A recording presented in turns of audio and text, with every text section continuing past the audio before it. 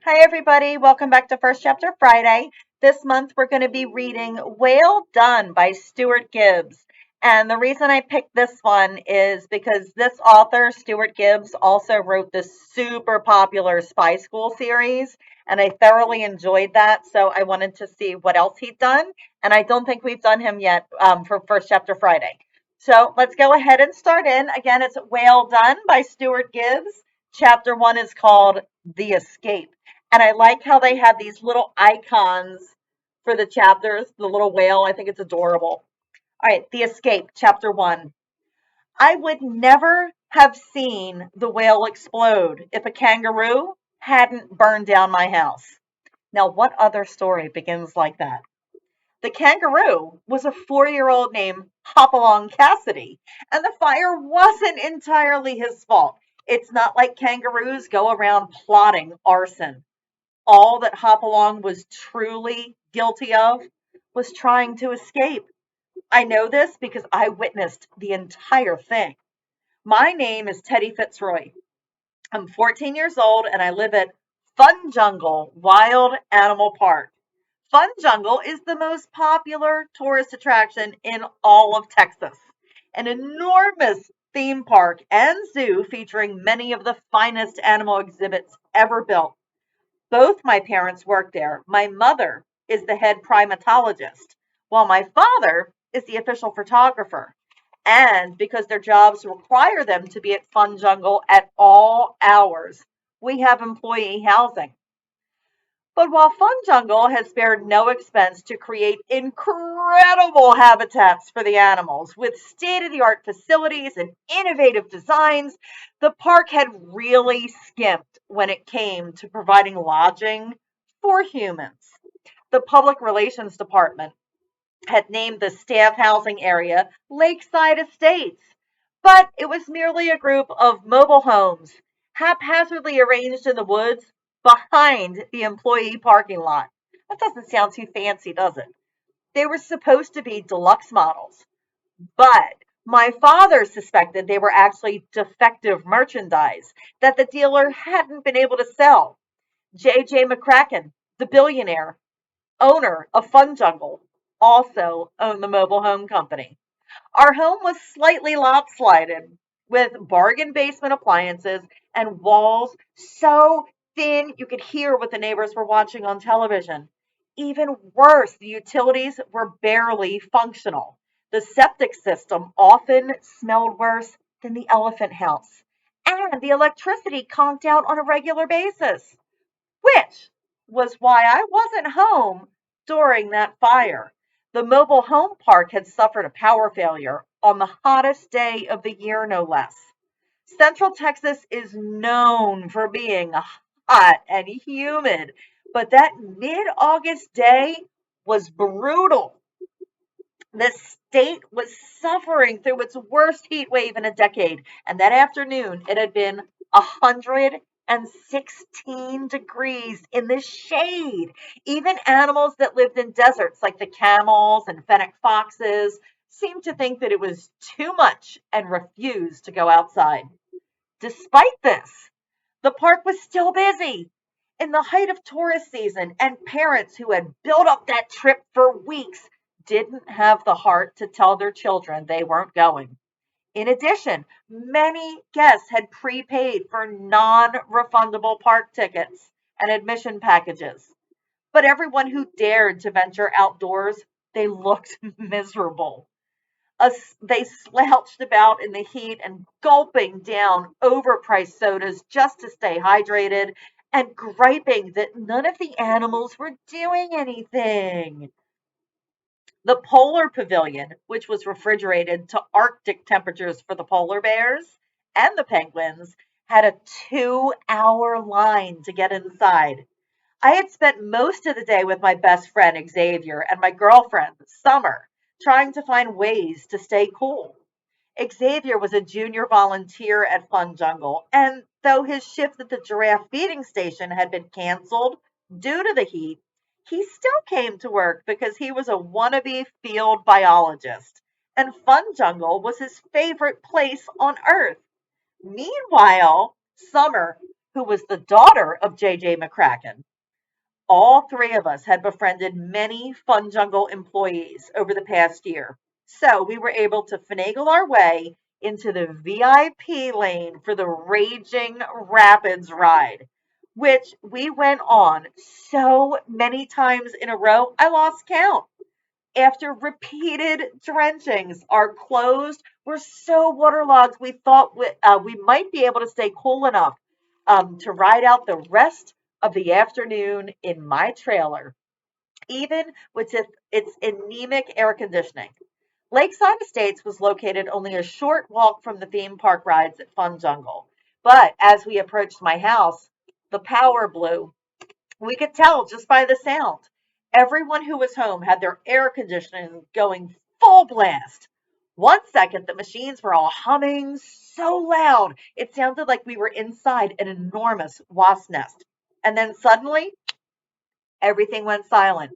2 seconds after that, the profanity began.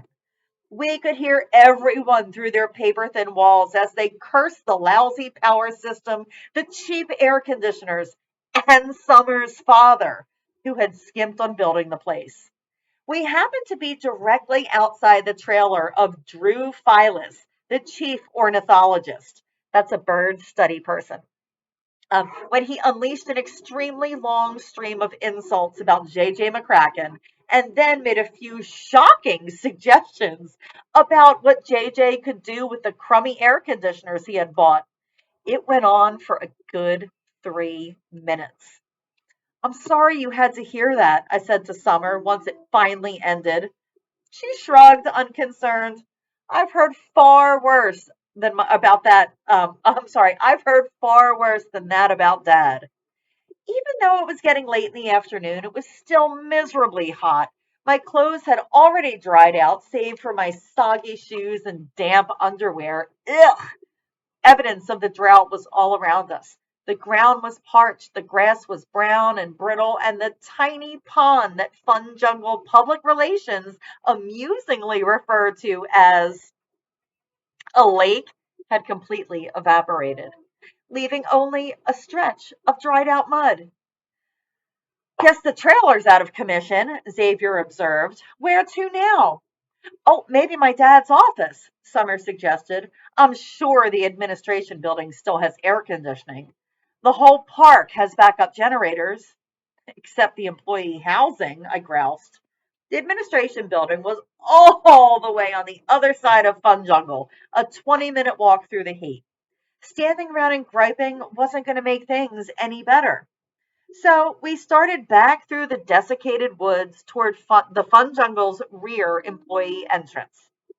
Our route took us through the staff parking lot, a wide stretch of simmering asphalt that felt like the Sahara as we crossed it. Numerous employees were headed home for the day, but their cars were so hot after baking in the sun for hours that no one could get in right away. Instead, most had their vehicles on and were letting them run with the windows open and the air conditioner cranked, waiting for them to cool down. Kevin Wilkes was standing in the shade of his rusted pickup truck, killing time by setting off leftover fireworks from the 4th of July. Kevin was one of the dimmer Fun Jungle employees. He had originally been hired as a security guard, but lost that job after I discovered he'd been unwittingly feeding the giraffes local plants, and they were making them sick. Now, Kevin was demoted to janitorial work in the Fun Jungle Emporium. It was about as far away from the animals as you could get. Probably sounds like a good idea, right? In the month before Independence Day, fireworks stands sprouted like weeds along the highways all through Texas. Kevin had blown an entire week's pay on several crates, planning to put on an epic fireworks display to impress a woman he liked at his apartment complex. But the complex banned him from doing it, rightfully fearing disaster. They also refused to let him store the fireworks in his apartment. So, as this was a violation of 3 dozen safety codes. So, Kevin had been stuck with several 1,000 low quality fireworks, which he kept in the bed of his pickup truck. Doesn't exactly sound safe, does it? When we came across him, he had just lit a few spinners, which were whirling and sparkling on the asphalt. Hey, he called to us, want to set off some fireworks? You shouldn't be doing that, Summer told him. The woods around here could catch fire in an instant. Kevin frowned, although he appeared more upset that we had rejected his offer than he did about being dressed down by a 15-year-old girl. That's why I'm only setting off the spinners, well, rather than the bottle rockets or fountains. I'm not an idiot, you know. Summer and Xavier both looked at me in a way that said they did not agree with that statement. Even the spinners could cause a fire, I warned Kevin. How? He challenged. The woods are all the way over there, and I'm being super careful, see? He lit a string of poppers and made a show of being vigilant in case of trouble. The poppers were extremely cheap fireworks that were basically just tiny little packets of gunpowder. All they did was make a loud series of bangs. I have to admit, the blasts were relatively small and contained, and probably not capable of reaching the woods in the distance. However, the sudden noise created its own problems. Several keepers who were waiting for their cars to cool down mistook the sound for gunfire. They screamed and dropped to the ground. Hopalong Cassidy was startled by the noise as well. My friends and I had been too distracted by the heat and Kevin's fireworks to notice that a kangaroo was being delivered to the park. Normally, zoos try to time the delivery of an animal for after official hours so there aren't any tourists around. But FunJungle stayed open much later than normal zoos. And while the truck that was delivering Hopalong was air conditioned, the veterinary staff still didn't want to keep an animal locked inside the vehicle on a hot day any longer than they had to. In recent years, zoos across the United States had recognized that kangaroos and their close relatives, the wallabies, were so docile that they could be displayed in a way that most other animals cannot, in large enclosures that visitors could just walk right through. Fun Jungle had quickly jumped on this bandwagon and was modifying its Australian area to feature an exhibit just like this. The land down under would allow guests to wander a path right through the marsupial habitat. It was scheduled to open in the fall, and in the meantime, Fun Jungle was trying to acquire every kangaroo and wallaby that it could. Hopalong was a western gray kangaroo who had been born at the Milwaukee Zoo. At 4 years old, he was already mature, 6.5 feet tall and 120 pounds. He had a reputation for being good tempered and comfortable around humans, although the Fun Jungle staff was still taking every precaution to ensure that nothing went wrong. Hopalong had been delivered in a specifically designed trailer with plenty of room for him to move about during his long drive from Milwaukee. But the truck was too big to drive through the park to the land down under. So Hopalong was being transferred into a crate in a smaller truck in the employee parking lot, which would then take him to the behind the scenes area to his new home.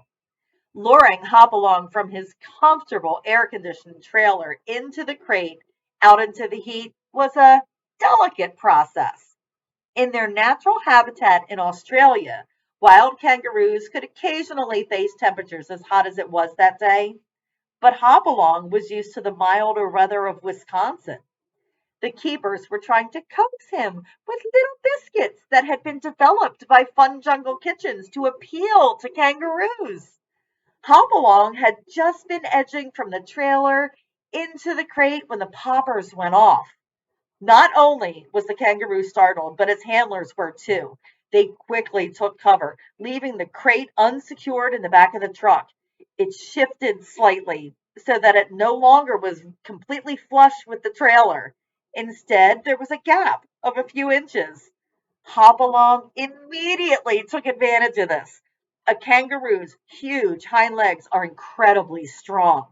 The animals can cover 25 feet in a single leap, jump 6 feet vertically, or travel at 35 miles an hour for short bursts.